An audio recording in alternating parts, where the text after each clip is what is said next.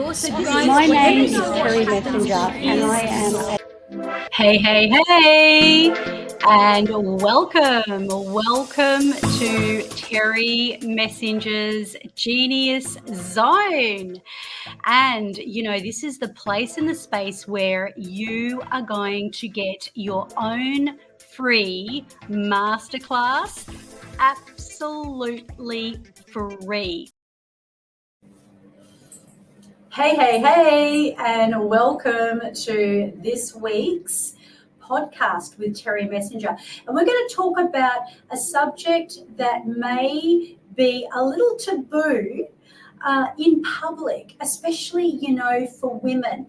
And this is all around the suffering that a lot of women go through with their hormones.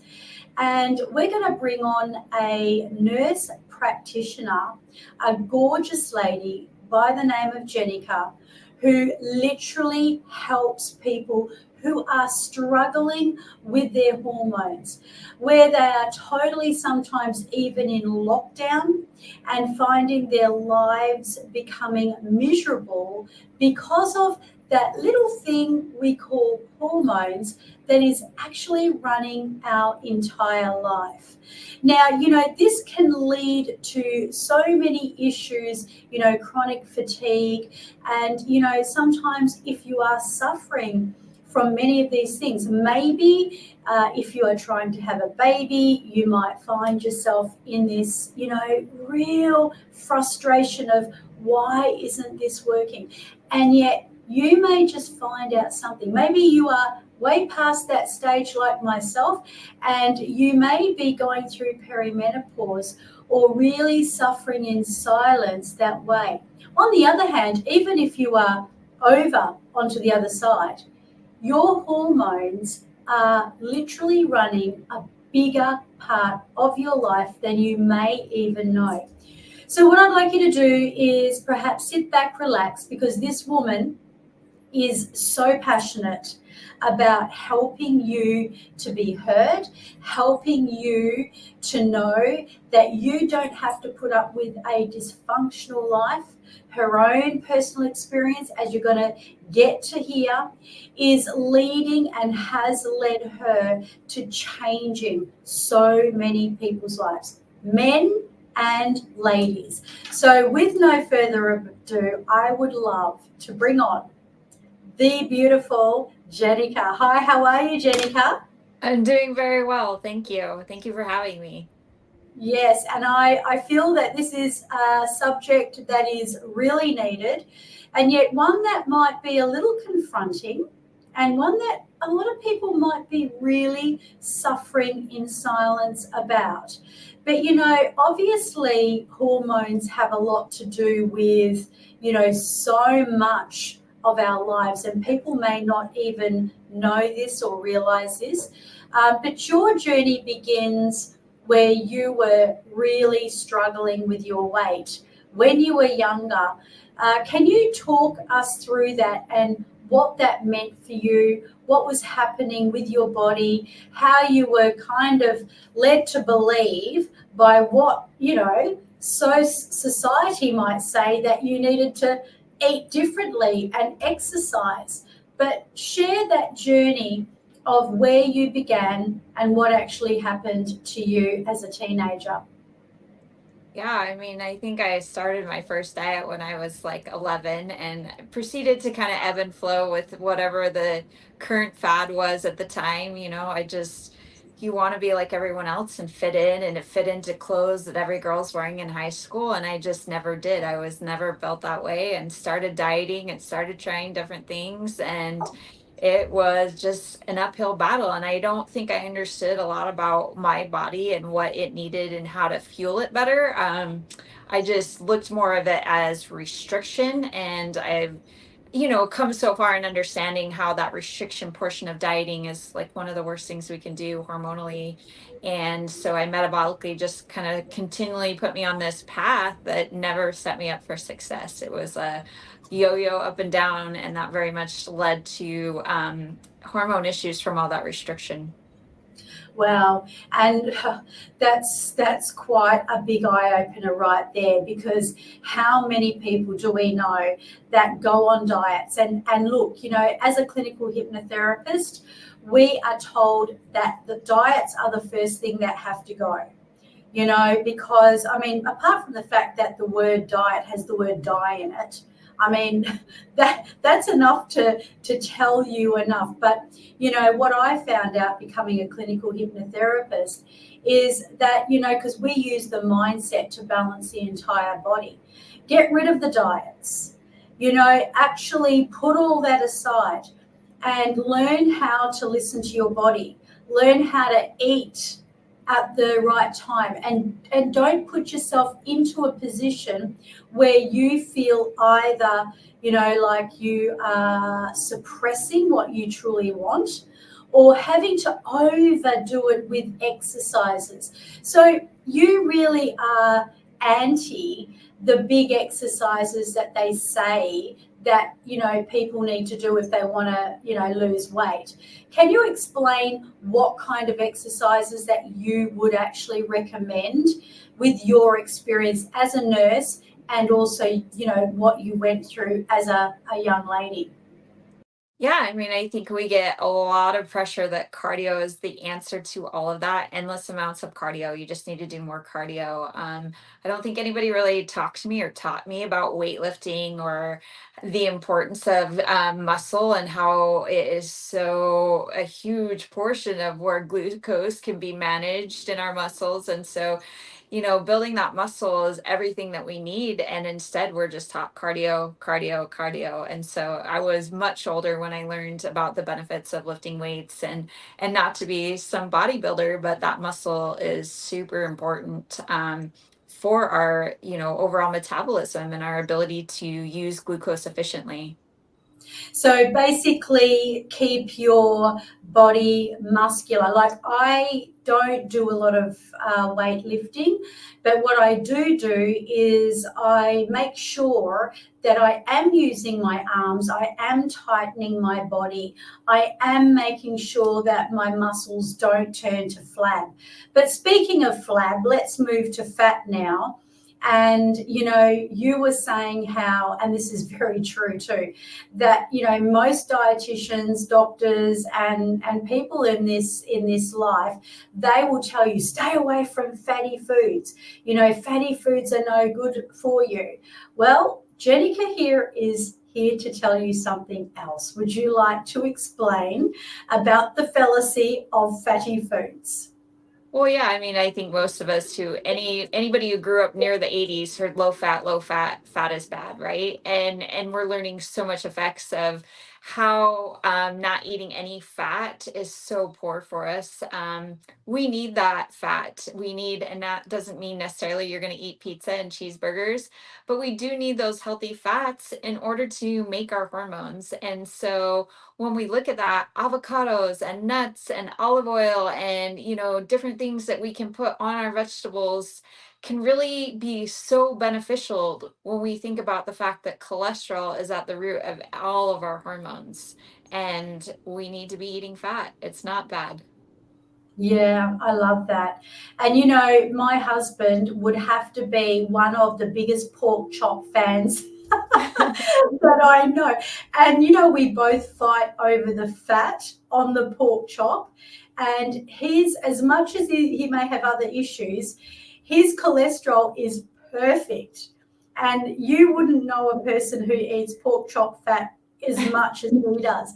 But it's interesting how, as a clinical hypnotherapist also, we're told to switch on our metabolism by listening to our body, and rather than, really suppressing what we want, to listen to what we do want. And if we go back to knowing what we're craving, so if we are craving fat, have something fatty. If you are craving carbohydrates, eat carbohydrates. But the secret comes with the ability to tap into what your body is really saying. And I feel that you, as the more practical person who's a nurse and a real expert in this field, you probably have come to know that people, by doing the wrong thing by themselves, have totally messed up their hormones.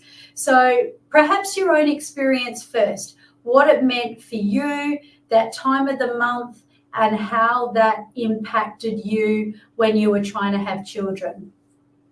Yeah, I mean, I just think it was such a different mindset of looking at how do I nourish my body instead of just looking at food as good, bad, the ugly. It's really about nourishing your body. And for me, I didn't understand, you get diagnosis from the doctor and you get told, like at the time I'd been told I had polycystic ovarian syndrome.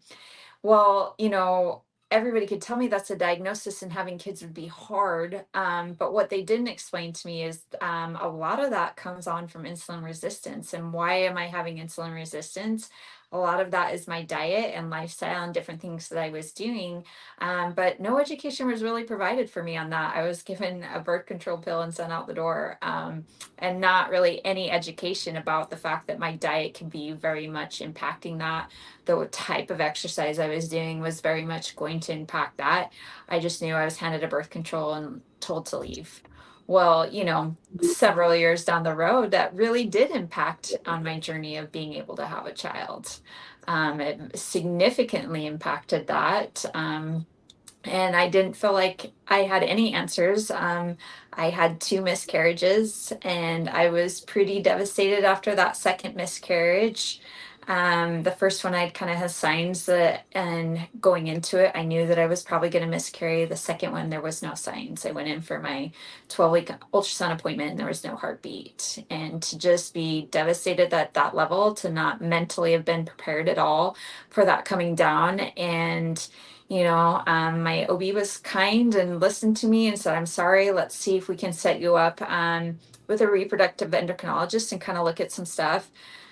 Some mishap happened with the front office staff, and I was sent over to a geneticist instead of a reproductive endocrinologist. So I went into an appointment hoping to find some answers, to look more at my hormones, to understand better why do I continue to miscarry. I'm getting pregnant, but I'm obviously not carrying that through.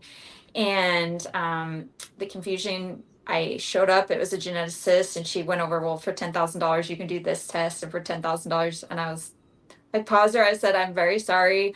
I was looking for a reproductive endocrinologist. I am sorry about the miscommunication. And the words said to me in that moment, I was super hormonal, were just not helpful. When she said, it says a blank medicine on the door, I should have known that it was a geneticist. And at the time, I just felt completely and utter hopeless is how I felt. Yeah. And I mean, let's face it, when people are going through a saga like that, with or without the hormonal issues going on, that's enough to make any woman. I know I was one of these women who really was impacted during my, I guess, the reproductive years. And I used to suffer terribly with PMS. And after I'd had my third child, I then had postnatal depression.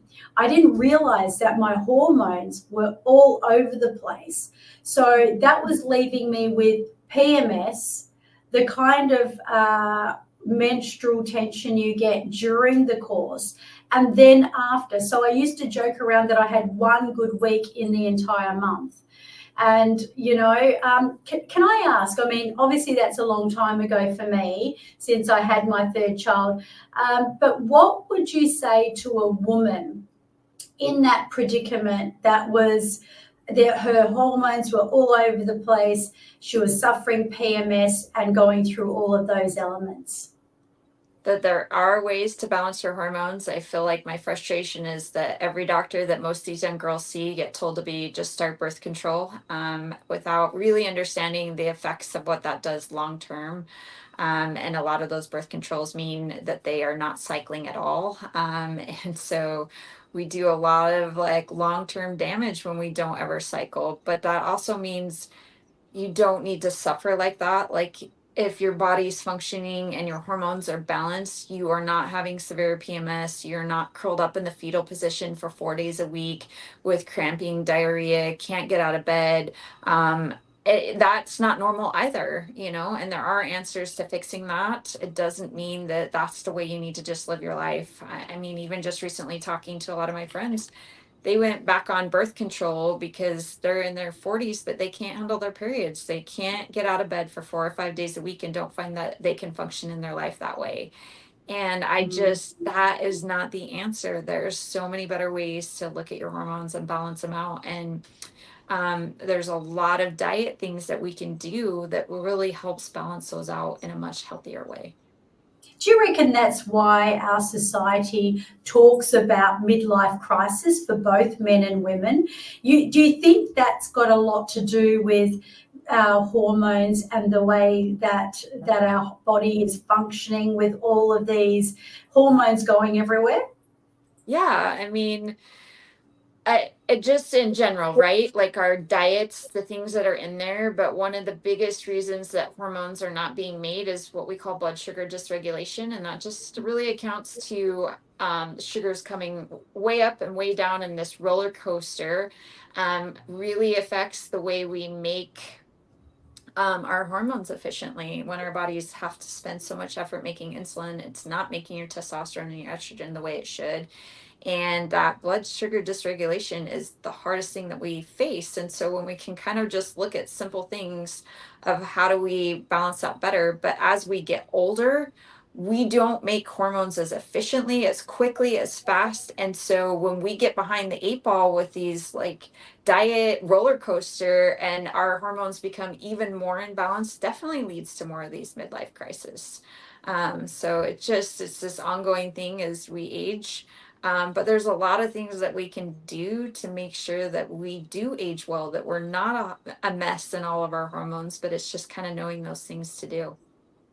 And then it becomes a bit like this vicious circle as well, because, you talk about the insulin, and then because of that dysregulation, then it moves into thyroid, and then it moves into chronic fatigue syndrome.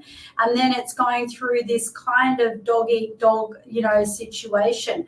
I kind of came to realize at some point of my life that estrogen and me just didn't gel. A lot of the time, like I'll ask you this as a question first. Is it true that before a woman's cycle, her estrogen levels go up? Yeah, so your progesterone kicks in the most as the uterine lining thickens. That's where you're getting a lot of that progesterone. So that's, again, where you hear this term a lot called estrogen dominance. For people, it's not necessarily that they have too much estrogen. It's that they don't have enough progesterone to balance it out. And for a lot of people, that's coming because they are on birth control. They're not cycling like they should. They're not letting that, uterine wall thicken like it should. And so that creates what we call estrogen dominance. But that's more coming from the fact that a lot of women don't have enough progesterone. So there's things that we can do to kind of optimize progesterone levels that create a much healthier cycle. And again, a lot of it is diet. You've got to really be nourishing your body with the right foods and the right things that it needs to be successful. And I guess that fatty food and supplements are going to be a really big part of that. But I was going to say, yes, you answered my question nicely. So at that point, whenever my estrogen levels were high, and if I went on the pill, I was crazy. I was a crazy woman. Like, you've never seen anything. I mean, I feel better now on the other side of it all than I have ever done during those years where, I was in those reproductive years.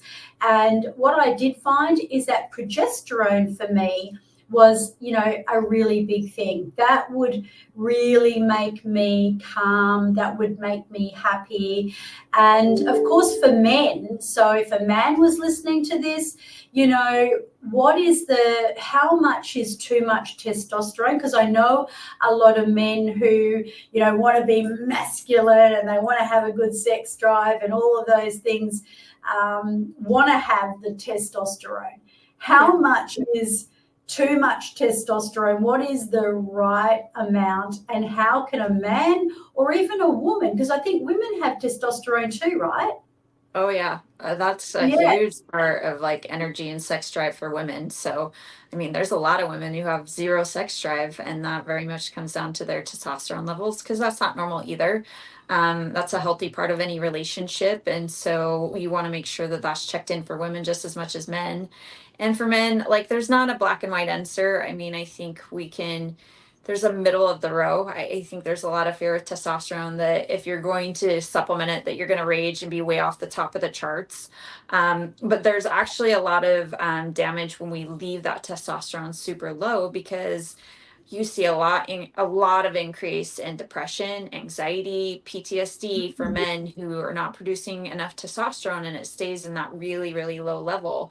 And so we really do find a lot of benefits if we can get it up into that middle, healthy of the row, range. I don't know that there's a black and white answer because everybody physiologically does a little bit better and different. But I'm very much about getting my patients out of the like way bottom range because a lot of them will go on their doctor and they'll be like, well, they said it was normal, but they're having all these symptoms.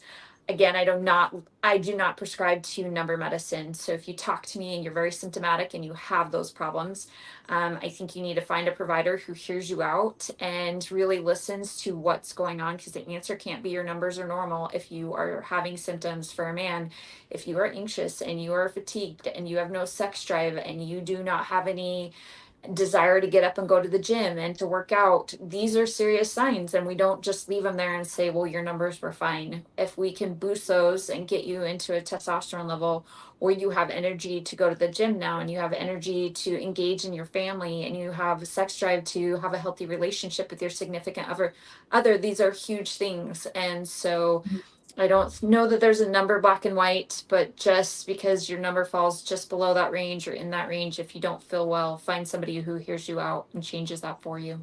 Yeah, that's huge. And you use bioidentical hormones. Do you recommend that bioidentical hormones are the way to go?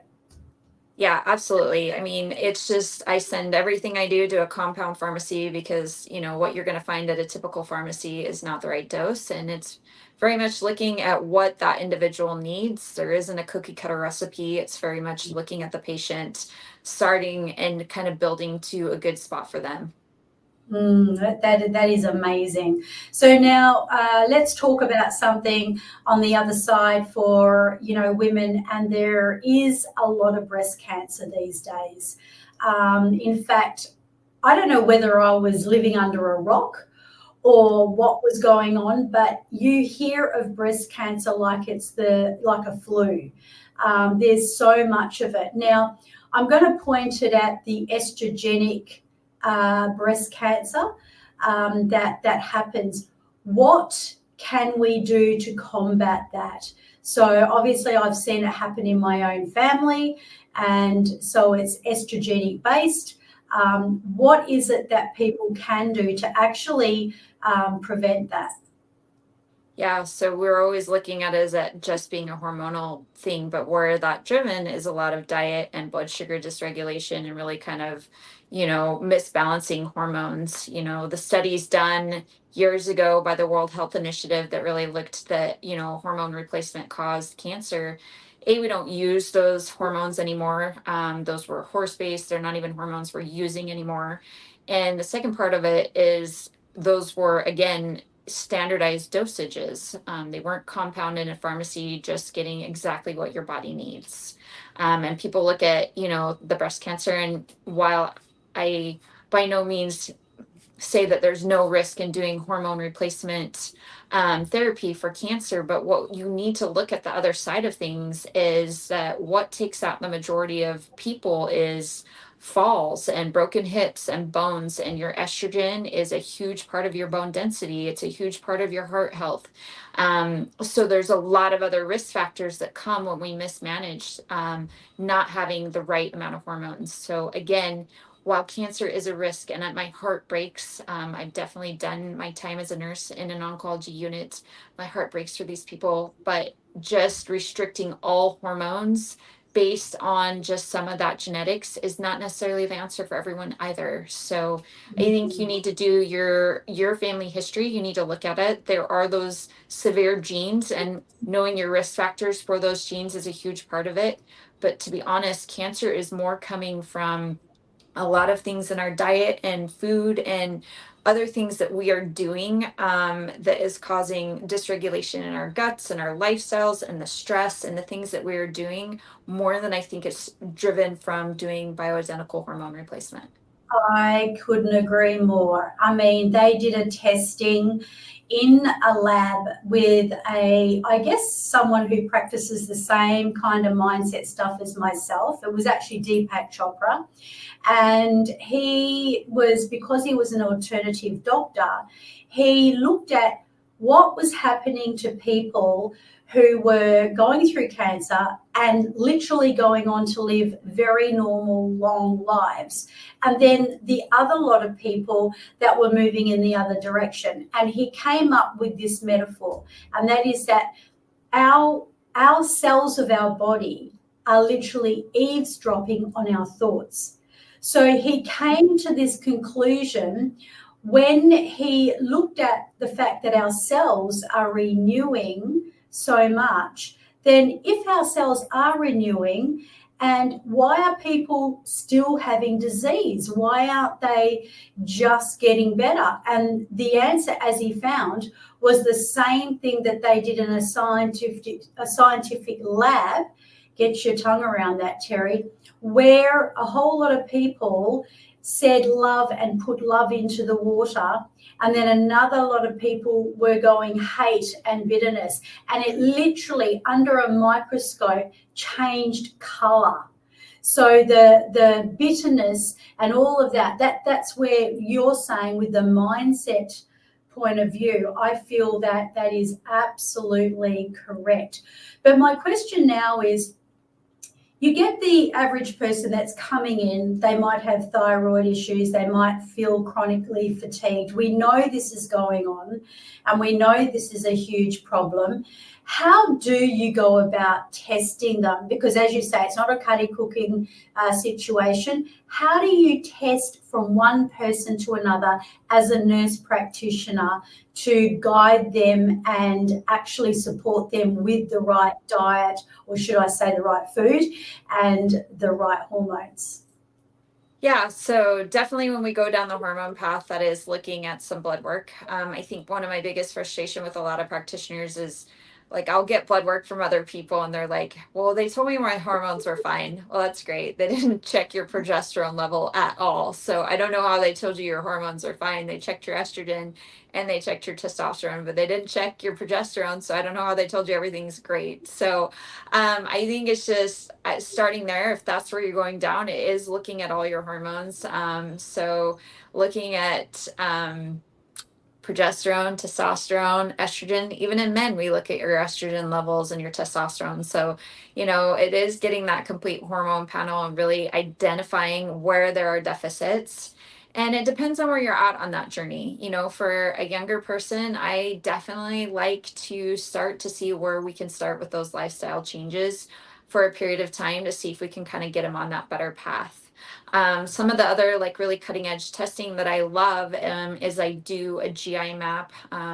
It's a DNA based stool test to really look at your gut microbiome and see where you have overgrowth of bad bacteria, you don't have enough good bacteria. And I really like that test as far as it giving me better information about exactly what is going on in your microbiome. Because when we can balance that out and we can get rid of inflammation in there, we do see a big change in your hormones. So again, I think depending on where you're at in your life, as we're getting more towards the menopause, you may be able to do a lot of lifestyle changes and just still be struggling and miserable. And that might require some of those bioidentical hormones.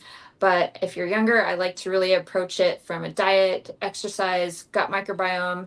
The other test I really like is a mediator release test, looking at food allergies. So again, really identifying where your body is having inflammation, what foods are causing it inflammation. We take out foods that your body's reacting to, because we know when we slow down that inflammation in your gut that your cells start communicating. And when we talk about your gut and your brain, they are all created in one place. It was created out of the same anatomy. That gut brain, interaction is huge. When you are stressed, your gut is stressed. And so it is incorporating all the things. You cannot be in this high stress, high life environment and think that you're going to fix all of it with just diet and exercise. You're going to have to do something that you're acutely aware on that mental side, is fixing some of those stress, the lifestyle. So for me, it's really encompassing all the things in your life. Where's your stress levels at? What's your diet like? Where's your gut microbiome at? And do we need to add hormones into where you're at? So there's so many parts to it. It does take a full because look. this is a wealth of knowledge for people listening, because there's so many people that are suffering and they want to be able to know what to do. And what you said about the gut is so profound, because it's the gut brain. And the gut brain, like all of that element, people miss that. And yet that's where we hold so much of our stress. So to have good gut health, because this seems to be like the center of the body and the core, apart from the mindfulness, like doing things that you enjoy, breathing deeply, because they say that people who breathe deeply have longer lives. It's actually something that has been proven, because we breathe different when we're stressed to when we're really relaxed. So what are some of the things you recommend to people to keep their gut health really healthy? Well, you started with the biggest thing we can do, is breathing, which sounds so ironic, but we have two states in our body. We have this fight or flight, and that's our sympathetic response. And we have a parasympathetic response, which is our rest and digestion, right? Most of us very rarely get out of that, fight or flight mode into rest and digestion. And one of the ways we can do that is, before you eat, is to start with 10 deep breaths. That actually is one of the most helpful ways to really kind of kick us over into that parasympathetic state where we do rest and digest. And so for a lot of people, they can say, like, I'm eating everything correctly. I don't feel well. Well, if you don't ever slow down enough, they're eating while they're working, they're not paying attention, they're eating in the car on the go. But we need to be mindful. We need to slow down, take some deep breaths, because that is what actually releases some of those digestive enzymes that we need to break down our food. So 10 deep breaths, slowing down when we eat our meals can be a huge part of it.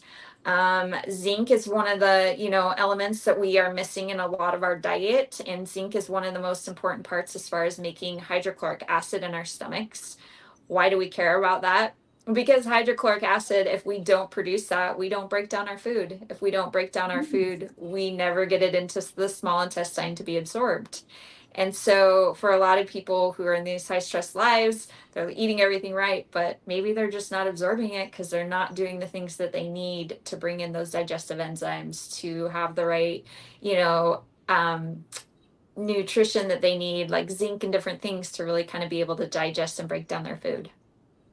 Wow. You know what? You just gave me an incredible revelation right there, because when we're taking people through the hypnotic part of releasing and letting go of their excess kilos, the first thing we look at is switching on the metabolism so that, it's not asleep. And, when people eat, sometimes they eat on the run, or they eat, but a lot of people eat unconsciously. And so what that means from the hypnosis world is that they're eating and they're not even conscious. So therefore the metabolism is literally asleep. And, we talk about conscious eating, and that way the metabolism switches on. They become more aware of where they're at when they're eating. Am I still hungry? There's no depriving whatsoever. They are literally listening to their body. But the part where you've just given a huge revelation is the practicality of actually asking people to slow down before they eat. No, I never thought of that. I mean, I always talk about breath work and things, but that is a great way to wake up the metabolism, switch on the conscious brain so that they can eat when they're hungry and listen to their body. And not only that, because they're taking those deep breaths, they're becoming more aware. So how profound is that? Now, I just want to move over to the topic now. We talked about estrogenic breast cancer, and I know that there is no cure. We can't talk about a cure. I know that you're not a surgical doctor, but let's talk about the man. And I guess let's talk about some avoidance where we can help ourselves be more healthier so that we can avoid getting into these, crucial elements. But there's also, as much as there's a lot of breast cancer for women, there's a lot of prostate cancer for men. What would you say to the man to keep his prostate healthy so that perhaps he could not cure, but avoid even getting, caught up in that element? What are some of the tips that you would give to a man? Yeah, I mean, again, when we talk about metabolic health, and I think it becomes a little bit more prominent in a lot of men, because where do men put on their weight? It's their waistline, right? And Yeah, so funny. They look pregnant. yeah, those big bellies. So when we talk about your overall metabolic health, right?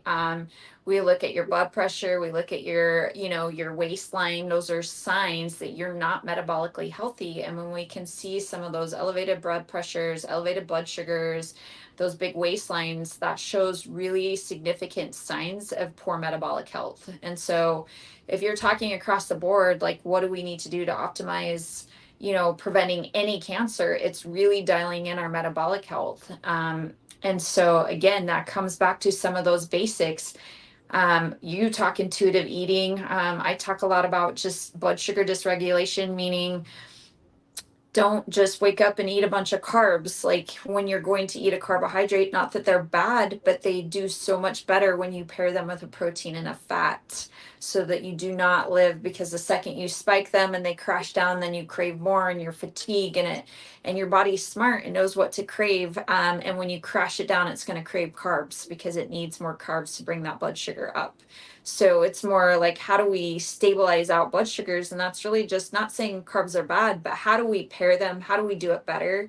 And I think it's looking at our foods. Again, there's so many chemicals and processed foods, and you want to get back to this place where we're eating whole foods again, where you're eating vegetables, where you're eating fruits, where, and not by any means restricting, but eating better and nourishing better. And those other things are not the primary source of all your diet. And of course, probably my final gory question, literally, is now flicking back to the woman, and the woman that is reaching that kind of phase of their life. And I know young women go through this as well, very heavy periods, and even long-winded ones. Which is obviously a big problem for so many things. Can you talk us through, for that woman, what's going on with her body? What can she do to regulate it? And I know that you did have a client that came to you with that issue. What ended up happening for her, and how were you able to help her through that time when she was, I think you said she was going through periods for like 20 days of the month? Yeah. So, I mean, and just to emphasize, there's two parts to that, right? Like, as a young girl, like, really struggling with that. For a lot of young girls, I look at that, they're not eating enough, right? They're definitely not eating enough protein and they're not eating enough fats. They're living on more of a restricted diet and they're not getting as much of those things that they really need. And that's creating a lot of that dysregulation. So, again, making sure that you recognize the importance of protein in your diet. Fats we talked about, but the other thing that for most women, they are not getting enough protein. They're kind of just really in this restrictive. So if I can get anything across to women is we've got to get out of this restrictive mindset and more of a nourishing mindset. And so for this patient, at the point that I had gotten her, she was so hormonally a mess. It did require some bioidentical hormones just because she was to the point of not functioning, having her period 20 days a month. Along with her period came symptoms of, GI upset, diarrhea, spending too much of her workday trying to get out of the bathroom for different things. Nobody can function like that. And then having your period that many days a month led to anemia, and that just increases the fatigue. And it just was a vicious cycle for this person. So we did a lot of work on diet, but we did do some bioidentical hormones to really kind of help her balance that out, to get her in a place where she could make it through her day and wasn't just debilitated by her day. Wow, that is very, very, that's hard. That would just be so difficult because it's just such an obstruction. And I know that as we were talking, like people that come through and do these elements where they're heard, and they're heard from the point of view of whatever they're going through, even if they feel like it's just an energy dysfunction. How do all these things affect their energy? Yeah, I mean, for sure. I mean, when our hormones are in balance, we do not have the energy to do the things that we want to do. And so, yeah, when we have blood sugar dysregulation and when our sugars are up and down, and then our hormones aren't being made, I mean, there's so many pieces to that that just create this ultimate fatigue. And so, just making sure that we find ways to balance all that out. So if someone came to you and said, look, I am really tired, I am fatigued all the time, would you put it down to their diet, their hormones, and a lot of these elements we've just talked about today? Yeah, because I mean, your body is meant to make everything that it should. So we really need to start looking at the cellular level. Why is your mitochondria not functioning at its optimal level? Why is it not doing the things that it should, right? Because every single one of us, you hear a lot, well, my genes just got passed down to me, and that's not true. I mean, under the same stressors, you will respond as your ancestors, but we do not have this thing where just because my parents have it, I will have it. And so I see that mindset a lot with people. Well, I guess this is just what I'm going to do. My dad had it, my mom had it, and just have kind of given up and not recognizing how much power and control you have over your lifestyle, diet, and exercise, to really make changes, that none of that is just genetically being handed down to you. And so you do have power to make some of those changes to create a better hormonal balance for you. And in true Terry Messenger's Genius Zone podcast, you are a classic example of the Genius Zone because of the fact that you suffered so much yourself and then you decided to go out and study and find out what is actually getting to the bottom of this. And your guru moment came when you went into that doctor and they just totally overpriced what they were doing, and you didn't feel heard and you were frustrated. And as a result, you've turned up as extremely passionate in this field.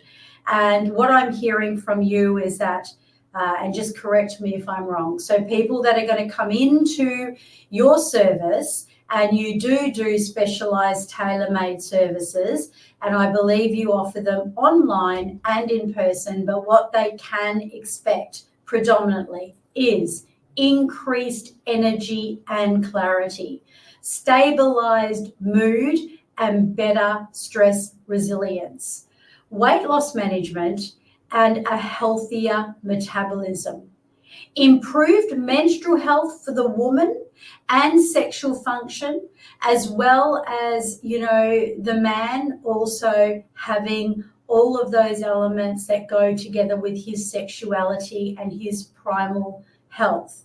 And of course, this all comes from the fact that you are helping people to restore their hormone balance and move into long-term wellness. So would you say this is exactly what you really are passionate about doing? I am passionate. I never want somebody to feel as defeated as I felt in that doctor's office. It was soul crushing. It hurt me to my very core, and I never want people to feel like that they don't have any answers to their hormones and to what they're struggling with. And essentially everything comes back to just having somebody take the time to educate, look at things, and talk to you. And there are people out there. Find them. I am here, but I just don't want anybody to ever walk away feeling as hopeless as I did leaving that doctor's office. Wow. So bioidentical hormones to suit your DNA. I love that. And, I always love to ask this question, at the end of my podcast, because I find that we build momentum kind of at the center and toward the end. So I want to ask you to really speak to someone out there in a way that you would love to just expound on something to help them. And it's something that, well, if you got off this podcast and you went on with the rest of your day and night and you went, oh, I didn't say that. What would you love to say that perhaps, you'll know that I have really done justice to someone here who needs to hear this? I think just recognizing that you matter, that it doesn't matter how many people you're taking care of and you don't feel like you have time for you, that you matter today and that you need to be heard and you are important. And I think so many women and men just get overlooked and feel like, well, I don't have time for me. And I just want people to know that they matter, and feeling awful is not the answer. Oh, beautiful. Thank you so much for adding value to people on this topic that may have been, a little bit gory for some, a little bit kept in the dark for others, and a little bit awakening for probably a lot of people to realize, oh my gosh, I'm allowed to eat fat. Oh my gosh, I'm allowed to be free.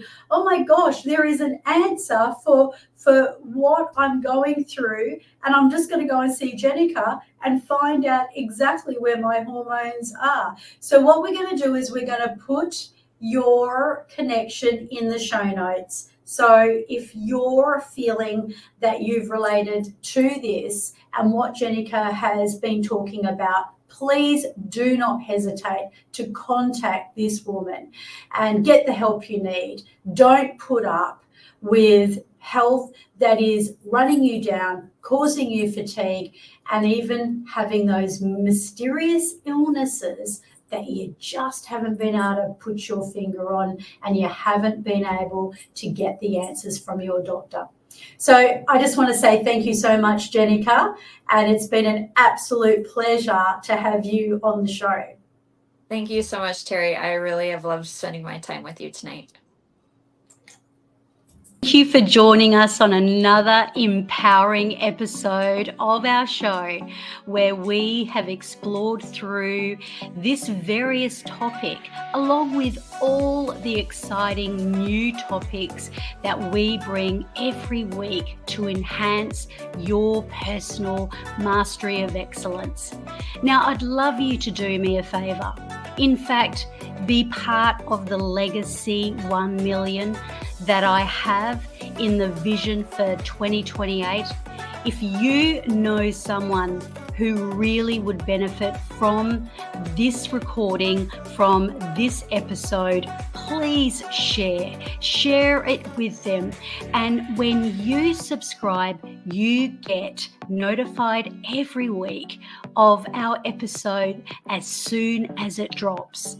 So let's do that. legacy thing. Let's share, let's care, let's enrich. And I look forward to bringing you another week of the most enriching content. So until next time, stay inspired, stay awesome, and keep on mastering your excellence.